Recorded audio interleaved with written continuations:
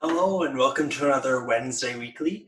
Today we are joined by undergraduate admissions, graduate admissions, a few folks from international, and we're excited to chat about admission updates, application related questions, and your general questions about Lakehead University as well. Before we get started though, I always love to chat about what we've done this week so far and what we're going to be doing later on this week, tomorrow and Friday. So earlier on Monday, during the Monday meetup, we did applying to residence with Michelle Denton of Residence Life. And then on Tuesday, yesterday, we met up with Hitesh, a computer science student, on Instagram Live, and you can watch that recording on our IGTV. Tomorrow, we'll be joined on Instagram Live again by Alexander, an environmental engineering student.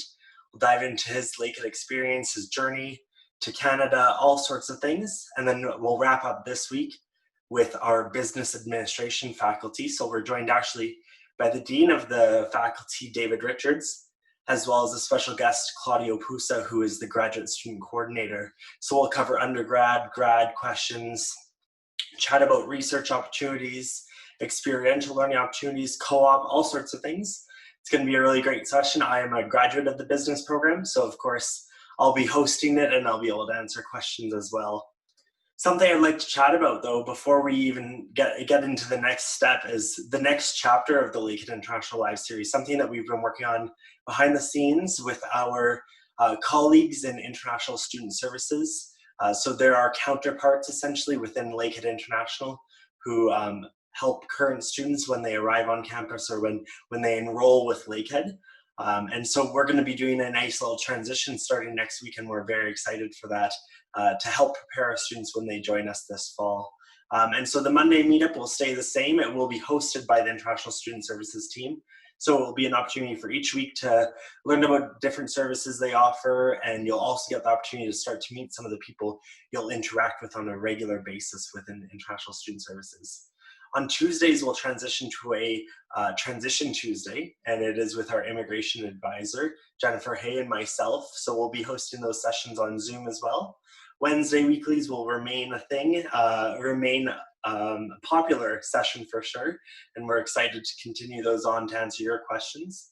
And then we'll also do a Transition Thursday, again hosted by International Student Services.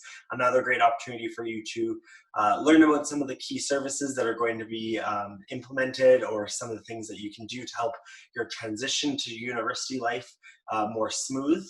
And then of course, Faculty Fridays will remain with hosting different departments and faculties.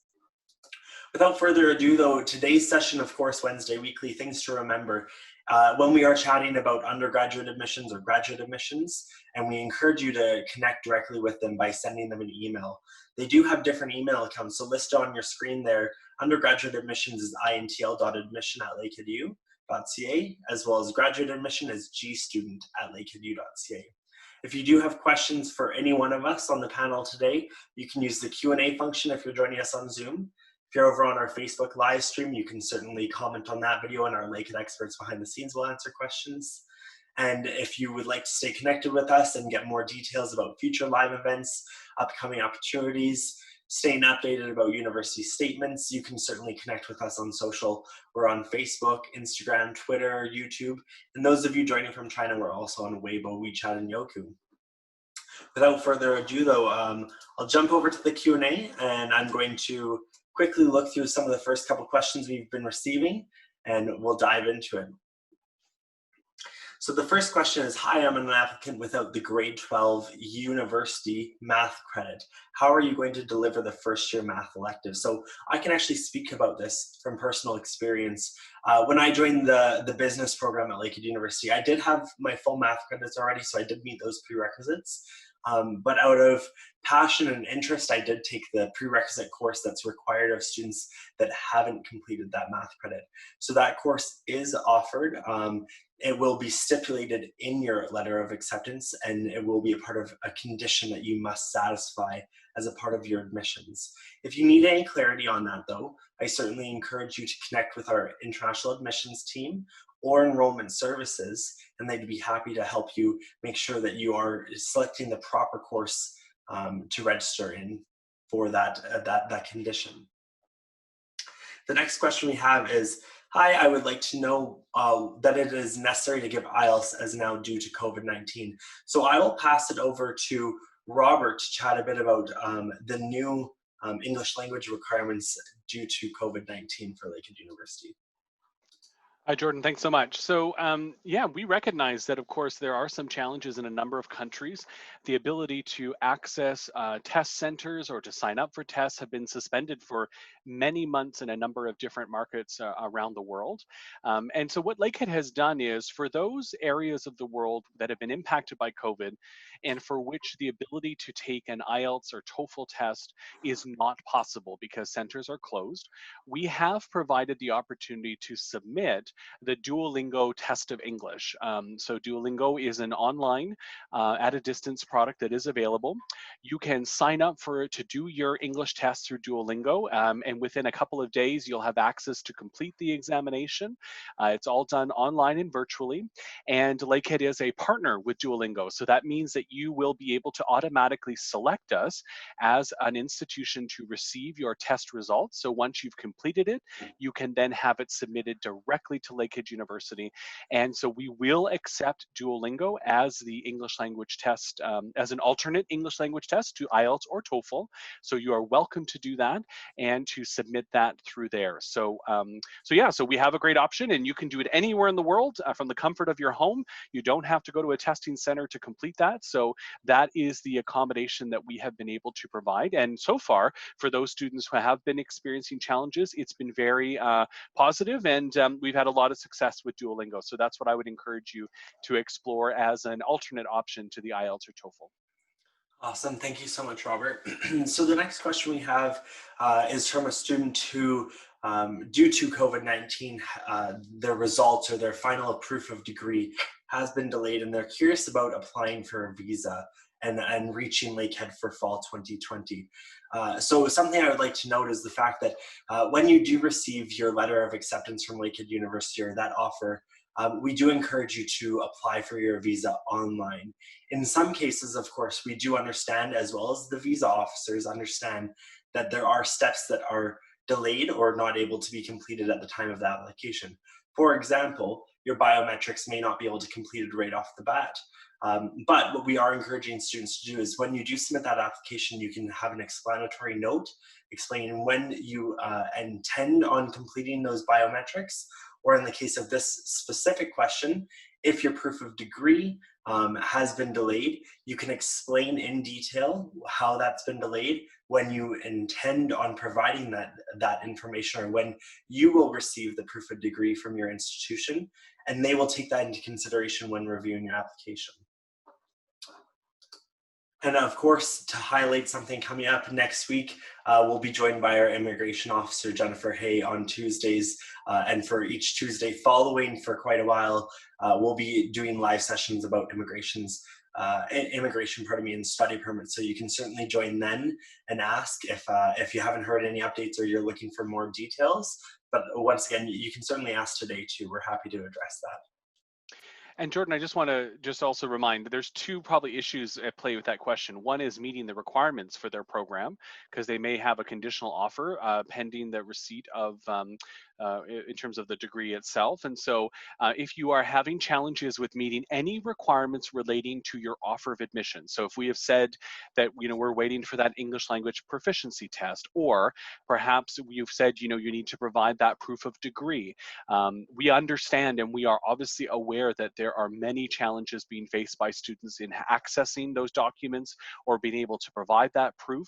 It is important that each applicant reaches out to the respective admissions office. So whether that's graduate studies, which you have on the screen here as gstudent@lakeheadu.ca, or if it's an undergraduate applicant and any admission requirements that they may be outstanding or are going to face challenges, is to turn around and please go ahead and submit that query as well through email, and then we can work with you to develop a plan to understand when you'll be able to provide those requirements and any accommodations that can be made through that. So at the end of the day, Lakehead is here to work with you, recognizing that there are some barriers that are outside of your control, but the most important thing is to be in touch with us, let us know what's going on, and then obviously once we know what's happening, we can work with you to support you as best as possible.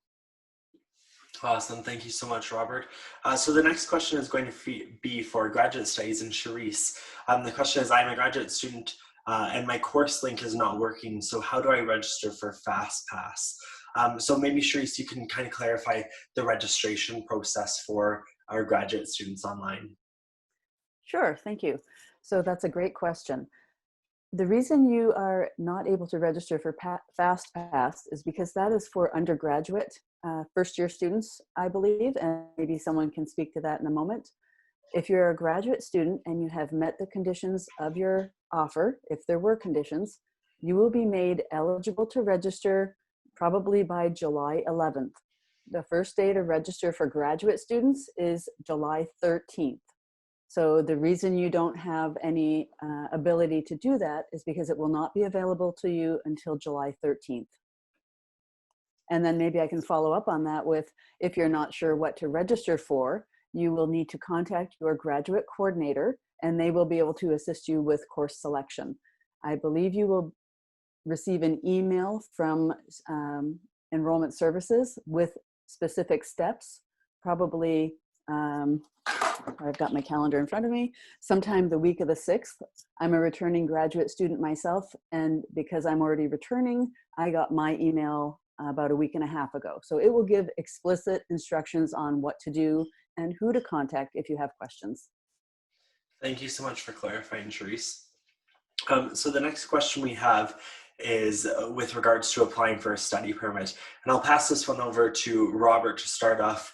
I'm not sure that the answer is clear here, but when a student is applying and they must submit tuition as a part of, or that tuition receipt as a part of their application for a study permit, if they've received a scholarship, should they deduct the amount of the scholarship from the tuition that they've paid?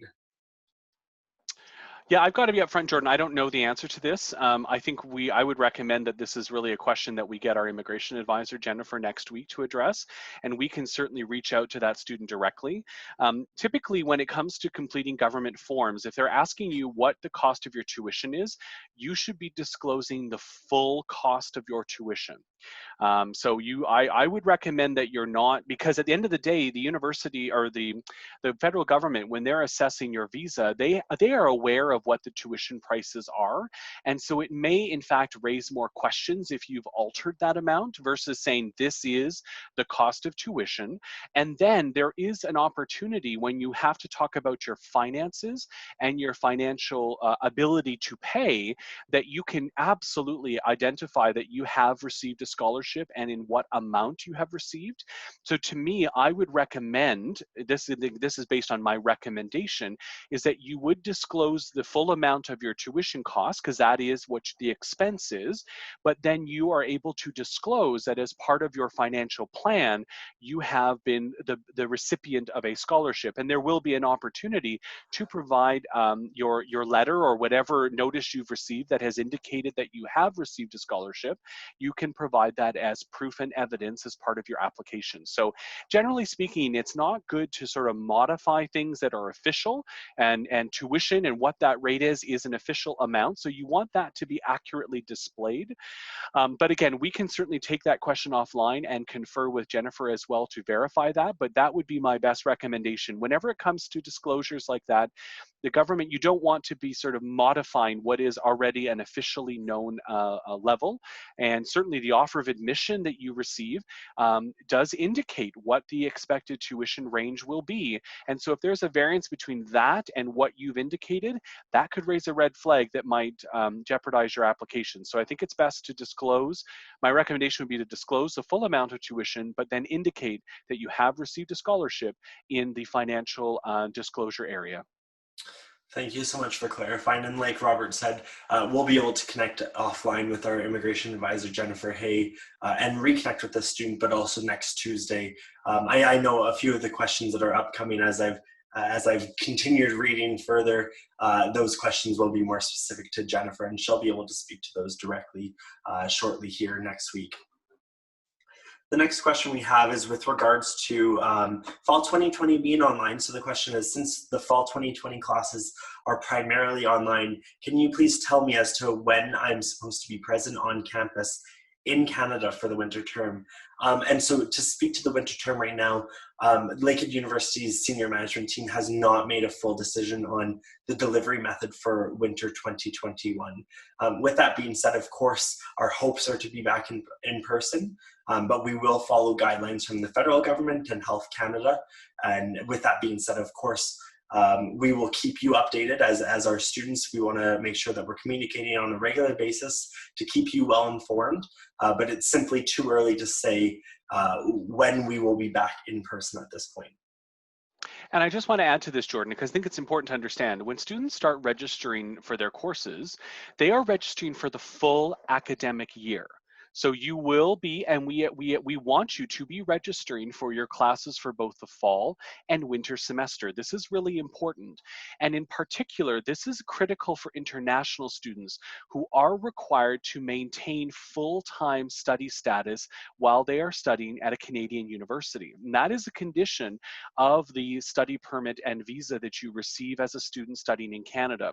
So it is critically important that you are registering for both the fall and winter semester. And so currently with registration open right now for undergraduate students, you are able to select your courses for the winter as well as the fall semester. We have, as Jordan said, indicated that the fall semester will be primarily available online with some alternate modes of delivery as well. And if there is a need to shift winter courses to a more online mode, depending on the state of the pandemic and where things are at, then that would be addressed sometime this fall when we understand where things are at. But nothing prevents you from registering for your classes for the entire academic year, and that is our expectation, that when you register, you are registering for both semesters. As Lakehead has demonstrated, both with the spring session that just passed, as well as the upcoming fall semester, we will continue to adapt depending on the situation, and we'll be able to ensure that you can continue your studies. And that is really important to know. You can feel confident that Lakehead continues to monitor the situation.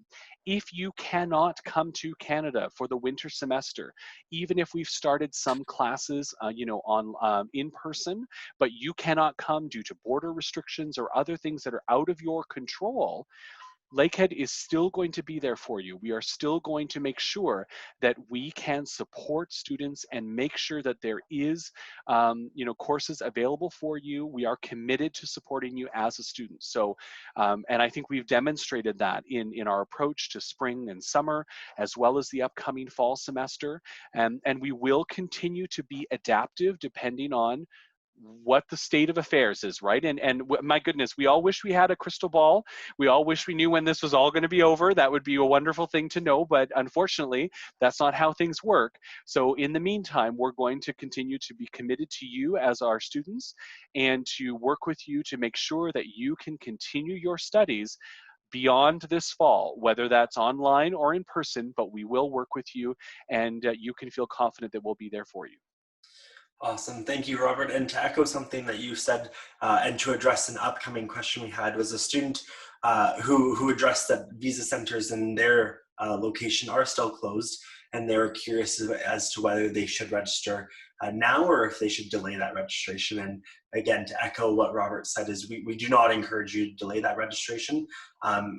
First of all, first and foremost is to secure the courses and the time slots that you would like in your program. If you need to alter your registration based on any outcomes within that visa process, of course, you can communicate with our enrollment services team and we can assist you in that process. But once again, we do encourage you to submit that registration as soon as possible now that it is open for undergraduate students. And like Charisse mentioned, it will be opening shortly in a few weeks here for our graduate students. And so we do have another question from a student. Is it possible to submit my grade sheets in person when I come to Canada after the online fall 2020 term? And so I'll pass this on to Charisse to answer graduate studies, and then we can follow up with undergraduate as well after. Hi there, thank you for the question. So if it's a graduate program and we have given you an unconditional offer based on you completing your studies and you've got your proof of degree awarded, you would have been emailed an unconditional offer that states you must provide those documents no later than November 1st. And if you're not able to do it by that date, you have to provide proof of the inability to do so. And so what I would encourage you is, if you've got them in your possession, just send them to us, as soon as you have them. So November 1st is the deadline we're looking for. Awesome, thank you so much. And speaking to undergraduate studies, it's a similar sentiment in the fact that if there are delays in receiving final grades from your institution, or if there's a delay in any final examinations, our undergraduate admissions team is very flexible, and they're working with each individual applicant to assess if any deadlines need to be extended. Speaking to the fact of actually bringing the documents in person months after you've started, that's something that I encourage you reach out directly to our admissions team. So if you send them an email at intl.admission@lakeheadu.ca, they can help you evaluate in the next steps of submitting those marks. Like Charisse mentioned, if you do already have those final marks and it's simply the fact that you haven't mailed them to us yet, we are still receiving hard copy mail to the university. We're not receiving it as regularly as prior to the pandemic happening, but we are still evaluating in person and hard copy documents. The process is slightly delayed, but rest assured, if we do receive your document, it will be in the hands of our admissions teams shortly thereafter for review and, of course, added onto your application. Another question we got with regards to a student whose passport recently expired, and they would like to apply for the study permit, but they don't intend on getting a new passport until they've turned 18. That question is definitely one more focused towards our immigration advisor, Jen. So I certainly encourage you to join us next Tuesday when we're live with Jen on another Lakehead International live session. Unfortunately, I can't address that question right now, as I'm not aware of the answer to that. But if you would also like to connect with us offline, you can certainly send us an email at welcome@lakeheadu.ca, and we'd be happy to connect you with Jennifer Hay. Yeah, and Jordan, but I can't answer this one actually. So basically, so if you have a passport that's going to be expiring, that's okay. It's your current passport. So just what will happen essentially is that when you apply for your study permit, if you receive one, it just means that the study permit will not go beyond June 2021. So if your passport is not going to be eligible or active during the whole time of your study period, the government will only issue a study permit up until your passport is expiring. And so what that means is your first study permit would be a shortened one based on your current passport. And then you would be encouraged to apply for that new passport, obviously much earlier than June 2021. And then you would have to submit another visa application. And obviously the only big change, hopefully at that point, is just that you have a new passport. And so all other conditions would largely be the same. Jennifer deals with this all the time with students who have passports that expire throughout their study period. But again, that's what you would experience, is that at the end of the day, you would not receive a visa for sure for the full time of your program. They would only be able to issue a visa for the time that is left on your passport. But then once you get your new passport, you'll be able to apply to get that visa again for then the remaining duration of your program. So that is what would happen if you intend to hold off on getting that new passport. So you should still apply for your visa, still get that application in, just know that that is what's going to happen. Awesome. Thank you so much for clarifying, Robert. So the next question I have is for Charisse in graduate studies. It's referring to a student who the deadline to defer their winter offer, or their offer, pardon me, to winter 2021. The deadline is upcoming in June 28th in most cases.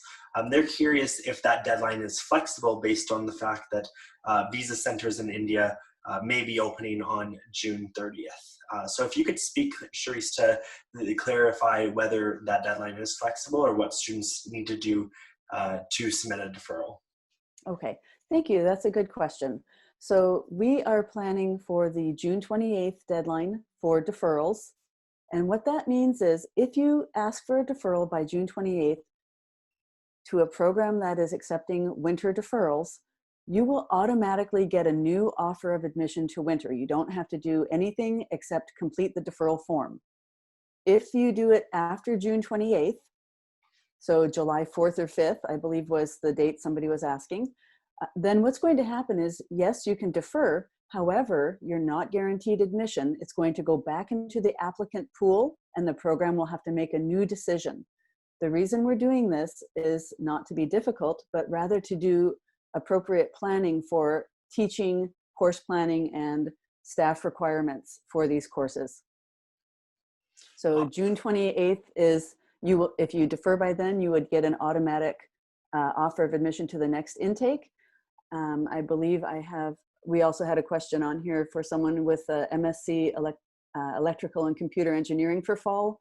Can they defer their admission for next intake? Yes, if you do it by June 28th, you'll get an automatic new letter. Awesome. Thank you so much. I was just going to pass you that secondary question while I had you, but I think we were on the same wavelength there, and you're reading that. Next, I'll pass it over to Patrick, who's going to discuss a question about the difference between some of our Masters of Education courses or programs.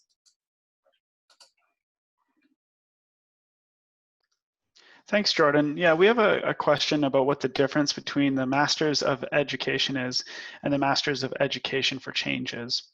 And simply, the Masters of Education for Change allows you to specialize in one of 3 different specializations: environment and sustainability education, Indigenous education, and social justice education. You can combine those with the women's studies specialization as well. And our educational studies offers you a Master's of Education while studying educational research, theory, and practice. So depending on what your goals are in your career, the different programs may be applicable to you. I'll link a webpage in the chat so you can follow up and learn kind of the fine details of each one of those specializations. Thank you so much for clarifying, Patrick. Another question we have is from Lucas. It's with regards to the engineering college transfer program that is going to begin in just a week here. On our website, there is a statement saying that we are still accepting applications for this. Something I do want to note that, of course, we do try and keep our website up to date by the hour, by the minute, as much as we can. I would like you to actually reach out to us directly. So if you send us an email at intl.admission@lakeheadu.ca, we can clarify if there is any possibilities in accepting applications for that engineering transfer program, being the fact that it is just a week out here from beginning. So the next question we have is, what is the deadline for graduate program first semester fees? So if I could pass it over to Charisse to speak about some payment deadlines. If we need to follow up with some links, we can also do that as well. So I'm not an expert in these dates, but August 15th is typically the date that you would pay your tuition fees by. The first installment is due at that time. And just so you know, as soon as you register for courses, generally the billing happens a couple of days later. So once you register, you'll see your fees on the account. I think that might be a little bit delayed this year just due to some reasons that finance is having, but I think they're trying to bill everybody by July 15th if they've registered. So once you register, billing is then generated. And if you could pay your first installment by the 15th of August, then that would meet that requirement. Awesome, thank you so much. Next, I'll pass it over to Robert, who's going to chat a bit about exam contingency dates. Yeah, thanks, Jordan. This was a great question. It often comes up, but it hasn't come up yet for our Wednesday weekly. So I thought it'd be good to talk about this. So a student has simply asked, Nysarg has asked whether or not, what are exam contingency dates? So in the university, typically what happens is near the end of each semester, there will be an examination period. And that is a time frame where the various courses who have examinations will be administered. And so it is important that students, obviously, when they're making their plans for travel and things like that, that they need to make sure they're available to take their exams on those dates. And exam schedules are announced about halfway through the semester, so that students can know and plan for when their exams are going to take place.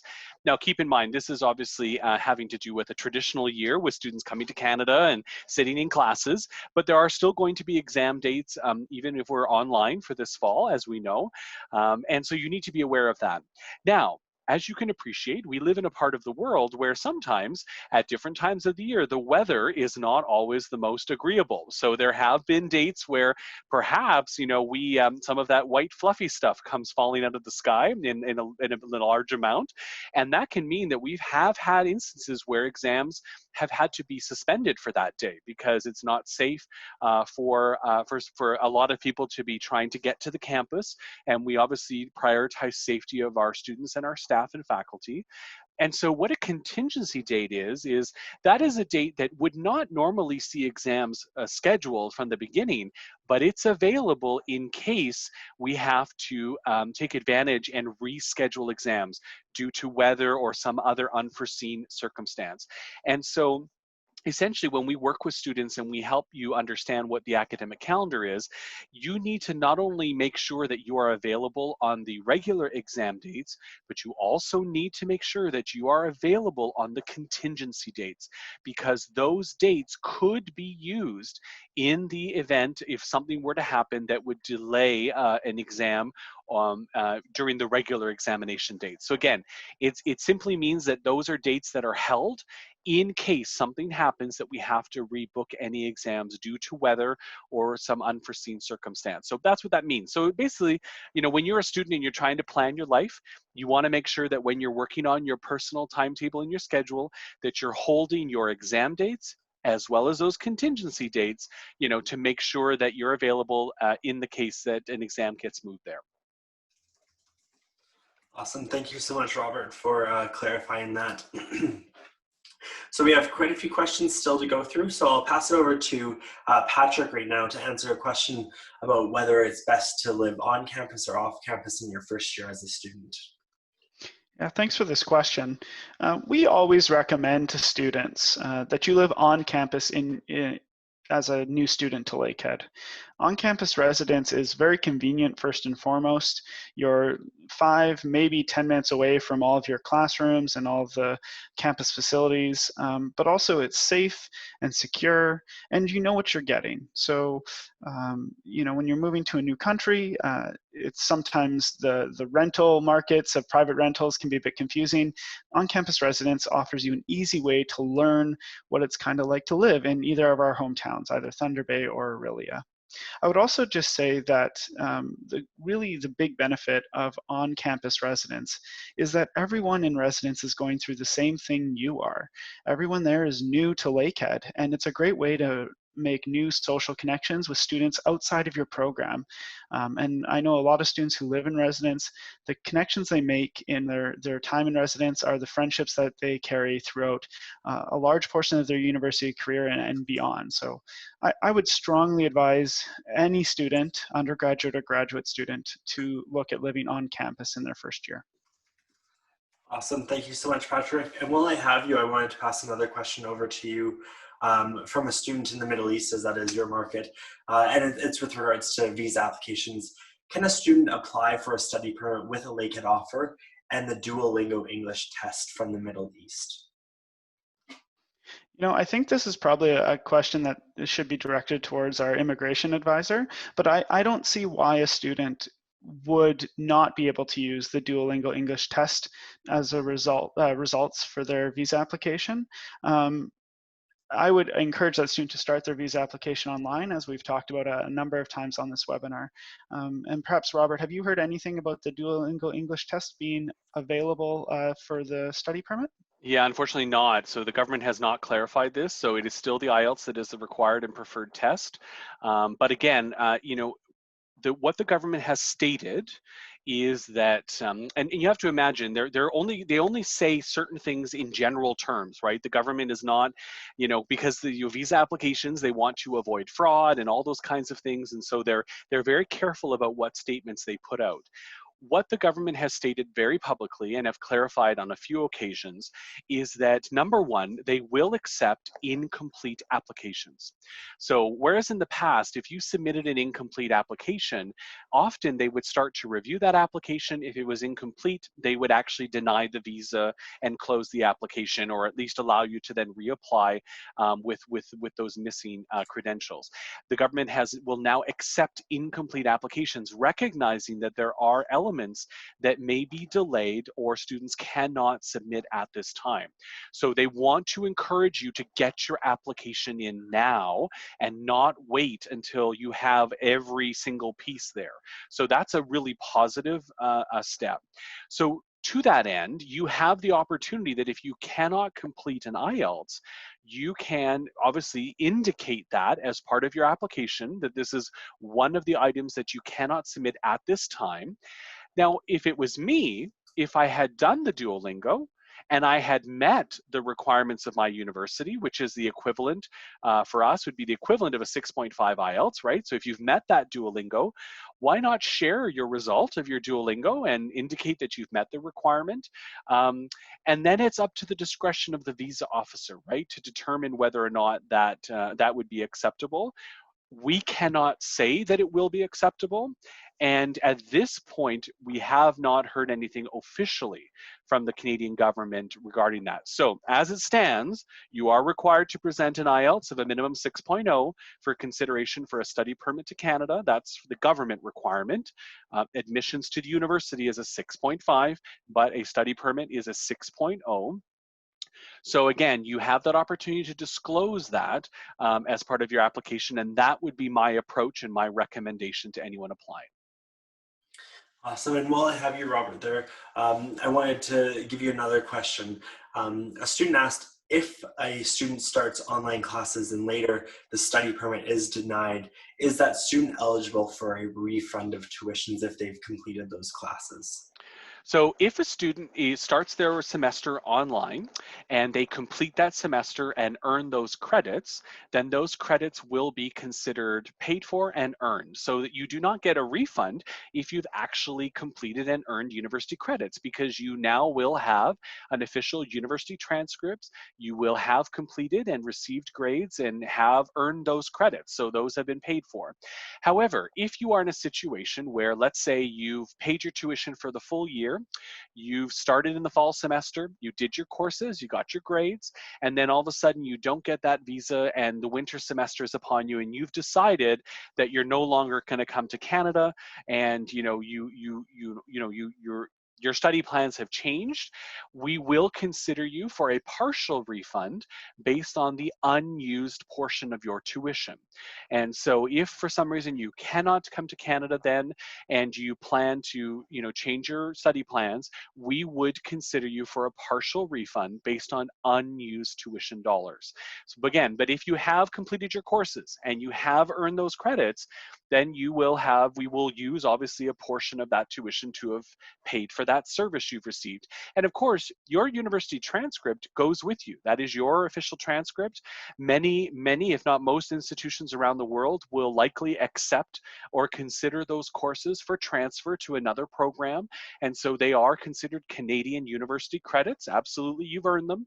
And so they are yours. So that is how we are planning to handle the situation if it arises. I think that will be the rarity, if anything. I think that, all signs are very positive as we look ahead to the fall and even the winter terms. So, I think that folks should start with the best intention and understand that, their hard work is going to pay off. Awesome. Thank you so much for clarifying, Robert. The next question I have is going to be for Charisse in graduate studies. The student said, I've received a conditional offer from Lakehead with submitting a bachelor's degree, but it is delayed. What should they next do? So I think this speaks to you getting that unconditional offer letter for their further study permit application, or maybe just for their own peace of mind. Okay, thank you. So the difference is, you don't have your bachelor's degree. Is it because you haven't completed yet, or is it because they just haven't provided the documentation? So if you have completed your degree, all degree requirements, if you can provide us with some sort of provisional certificate or degree completion letter that is signed by the registrar and, other chief officer, so vice chancellor or something like that, we would accept that provisional certificate or degree completion letter to allow you to have an unconditional offer and register. If you have not completed the requirements, so if they could not provide you with that type of letter, confirming you've met all degree requirements, then we wouldn't be able to allow you to register because we need you to have completed your bachelor's requirements. Awesome. Thank you so much for clarifying, Charisse. So I have a couple of questions about residence as well as logging into your online portal. So the first one is, will Lakehead University provide login credentials to utilize online resources for reference books if we paid tuition fees for fall 2020? And so this actually references your MyInfo account. As an applicant to Lakehead University, you already would have received your login credentials to your MyInfo portal, which is the student information center for applicants, students, alumni, employees even. In the case of an applicant though, like I said, once you've submitted that application to Lakehead University and we process it, your email that you provided on that application, so typically your personal email, would have received something called an acknowledgement letter. That acknowledgement letter provides login credentials to then access your MyInfo account. Once you're on your MyInfo account, you'll be asked to change that password, update it so you can remember it. Otherwise, the code that we provide is simply randomized. And then once you're on your MyInfo account, you can start accessing your desire to learn, which is D2L in a short form, and you can start accessing other online resources, such as the online orientation. If you've paid your tuition, of course, professors and teachers will begin uploading that course material as provided that you've registered for those courses. They provide that in a staggered approach. So some professors will upload everything at once, months prior to the beginning of the course, and others will provide it on the first day of the course and then release it in segments. So that is a question more unique to each course that you register for and each course that you plan on taking while studying at Lakehead University. But of course, all of that details, all those online resources will become available when you do register, and then of course, once you've paid tuition and whatnot. Jordan, I just want to jump in on this one as well, because there is the potential that this also is referencing our online library. And so, so the reality is, once you become a student of the university and you're fully registered and you're officially a student, then you will be able to access all of the Lakehead University library resources that are available online.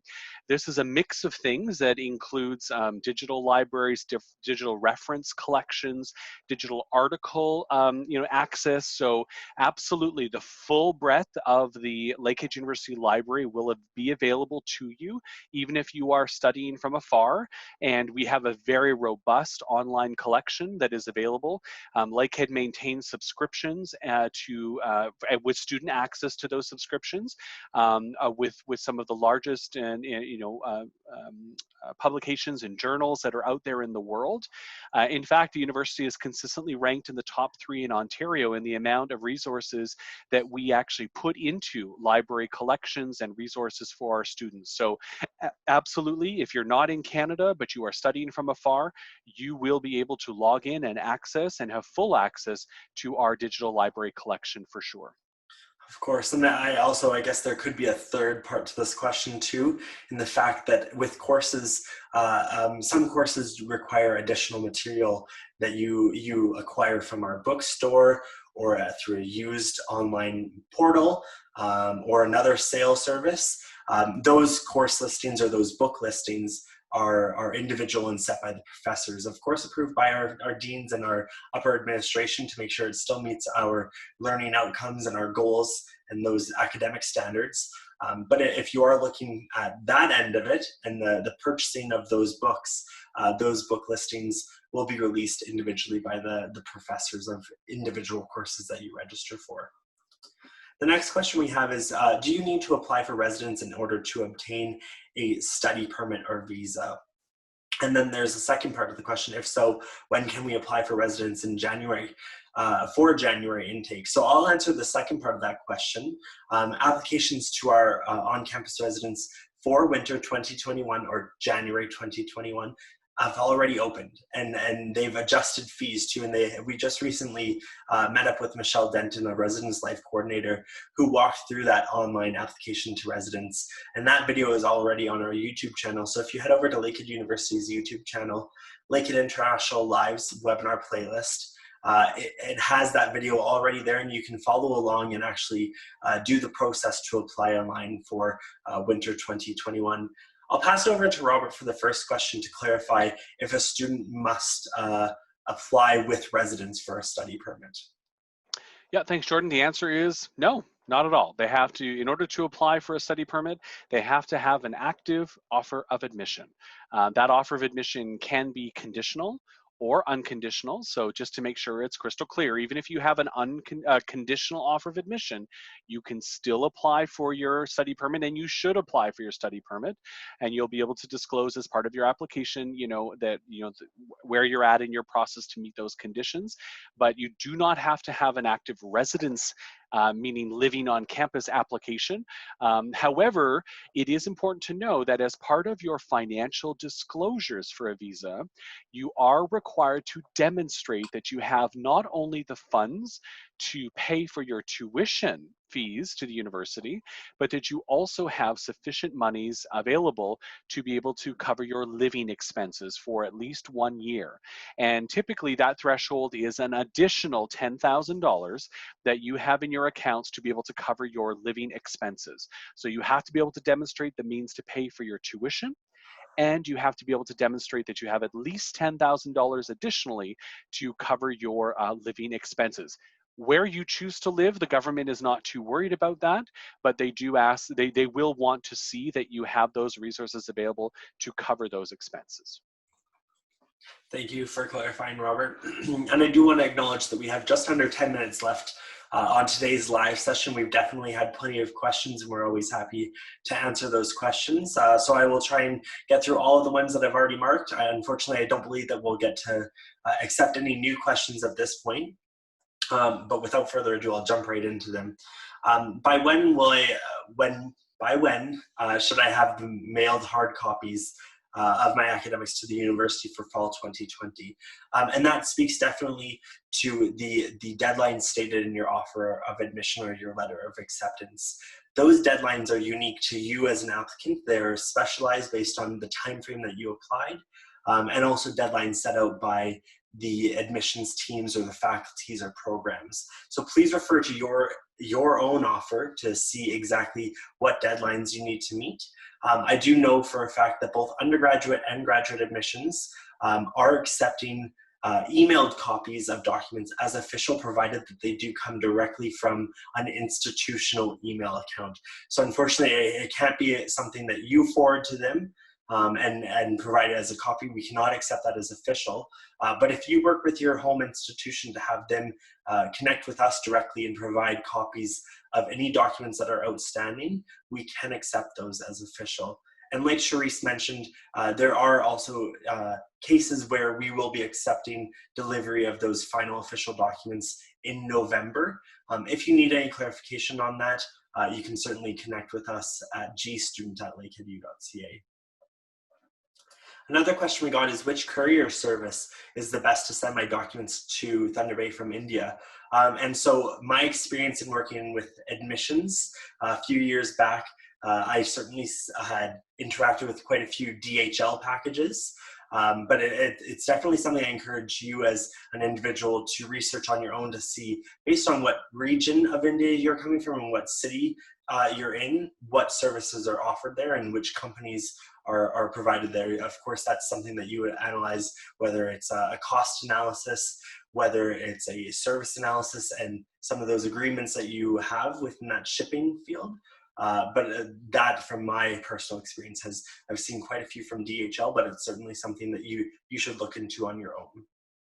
Yeah, and it's important to just know that in Canada, all courier services are running. So UPS, FedEx, Purolator, DHL continue to run and make deliveries. So then it does come down to a regional issue. And so you should be in touch with your respective courier company to confirm that they are able to successfully deliver in Canada.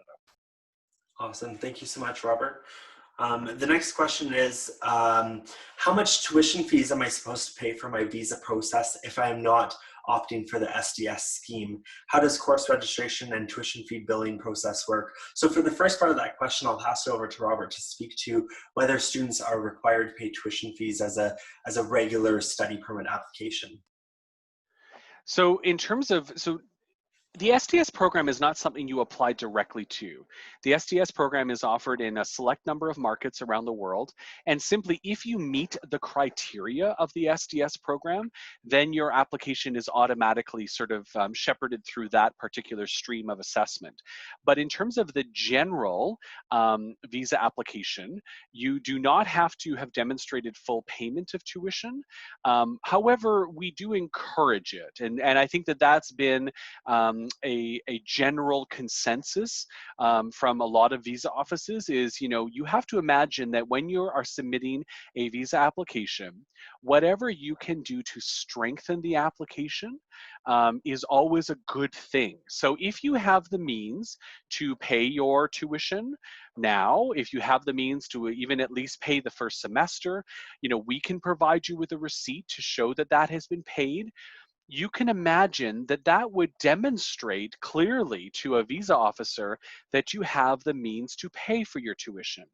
If you choose to not pay your tuition but still submit your application, you probably have a greater burden in terms of demonstrating proof that you have the means to pay for your tuition. And so again, it's one of those things where every applicant needs to make a personal decision on what is the best way to demonstrate that they meet the respective criteria.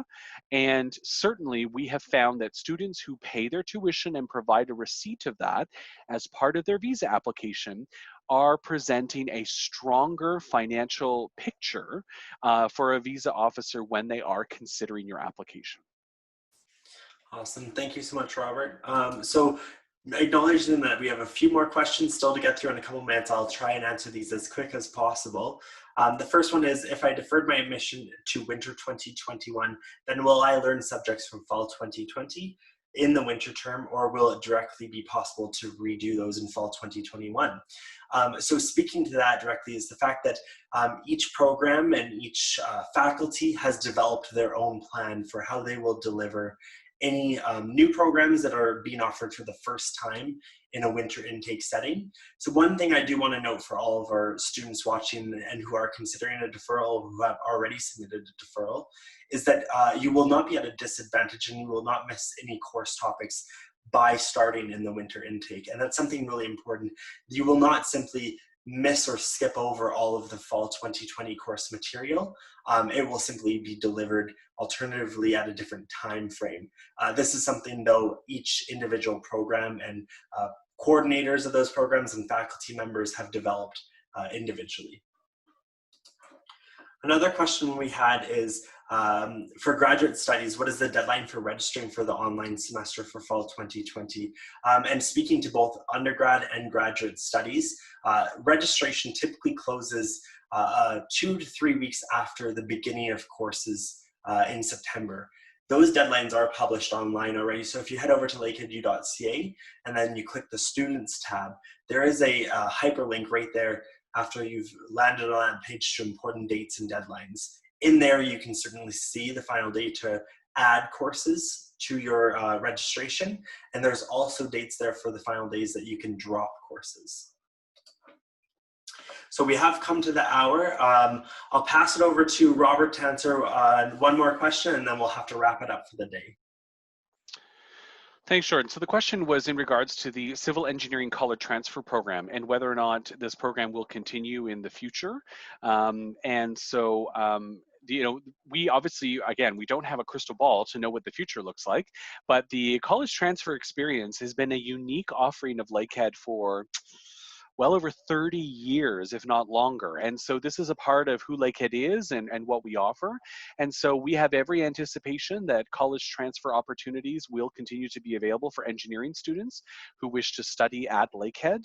And so certainly we encourage students to apply for that program if once they meet the eligibility requirements. And again, it's a unique opportunity that Lakehead is the only university in Canada that will recognize the years of service completed at a community college in Canada in engineering studies, and would allow you to be considered for up to 2 years of advanced credit towards your engineering degree at Lakehead. And so we would hope to see that continue. We've not heard anything else to suggest it's not going to, but definitely we would encourage you to apply as soon as you're eligible for consideration. Awesome. So I want to take this opportunity. I won't take too long here. I know that we've already extended past 11. On our screen here, we have some of our most popular social media channels. One thing I will note is over on our Facebook page, if you head over there, we do have a group for the incoming class of 2020. We have over 350 people in that group already having great conversations, meeting each other, meeting future classmates, potential roommates. Great conversations. I always like to see that happening, and lots of peer support too. We're on Instagram, and we do Instagram lives on Tuesdays and Thursdays. I know that will transition out, phase out next week, but that's not to say that we won't still be active on that account. And another note that I have here is taking a virtual campus tour.